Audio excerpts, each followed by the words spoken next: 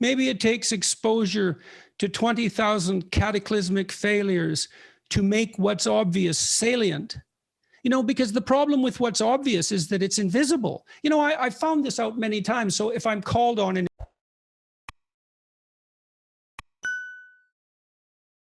pretty much what the middle class person or the upper class person has. And I don't just mean material resources. They'd rather be educated than not educated, or at least they'd want that for their children. They'd rather have a relationship if they could figure out how to conceive of it that was stable and loving, all of these things that, you know, you could regard as arbitrary. A child would rather have a father and a mother that were around. So we could derive norms for the direction of our social policies that could be derived from the populations that we're hypothetically trying to serve. But we don't seem to do that either. We can't even agree that all things considered, it would be better to reward the presence of two-parent families. Yeah. Yes. Well, I mean, all that I said in my books, I thought was common sense, actually. Everything was more or less common sense. It wasn't work of great reflection or anything like that. It just seemed to me everything was obvious. And yet, maybe it takes exposure to 20,000 cataclysmic failures to make what's obvious salient.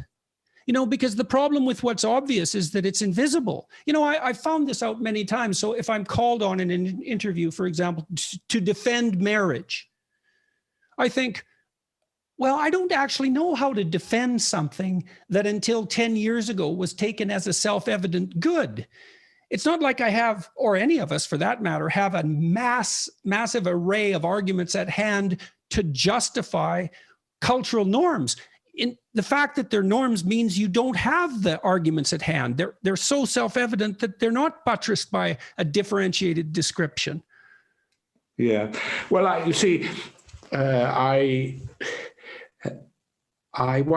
used to write for a left-wing magazine as well as The Spectator, which is conservative, called The New Statesman. I mean, it's not far left. It's,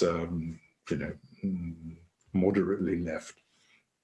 And I used to go for lunch there sometimes, and we would have a discussion. And I met a very distinguished BBC broadcaster in the days when the BBC actually was not terrible.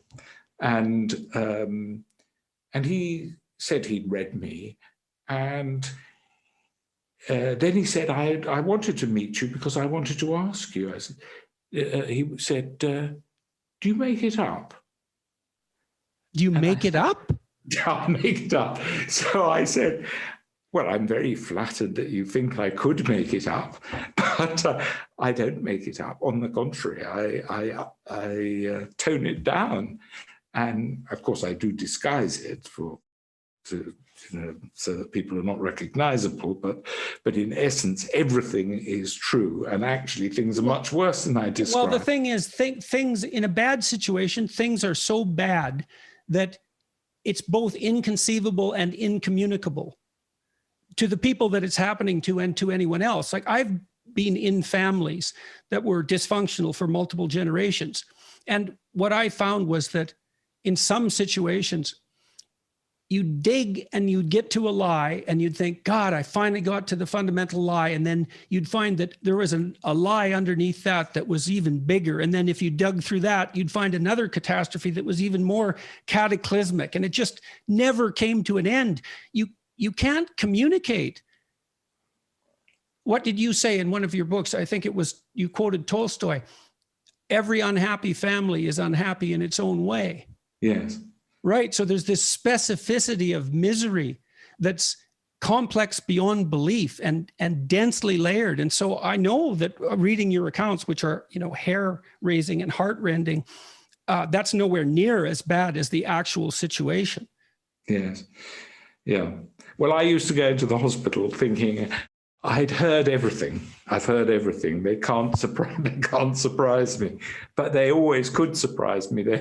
There was a kind of creativity about about the miseries that people inflicted on each other without, I mean, what was distressing to me about the misery that I saw is that it was not actually, there wasn't a government inflicting it, certainly not directly. It was not like the misery of, shall we say, mass deportation or, civil war or anything like that. But in a way that made it, because I used to have, not exactly a hobby, but I used to have a taste for going to dangerous countries and places where there was civil war, where everything had broken down. And in a way I found it less distressing than the kind of breakdown that I was seeing around me in England, because it was, in a way, it was unforced.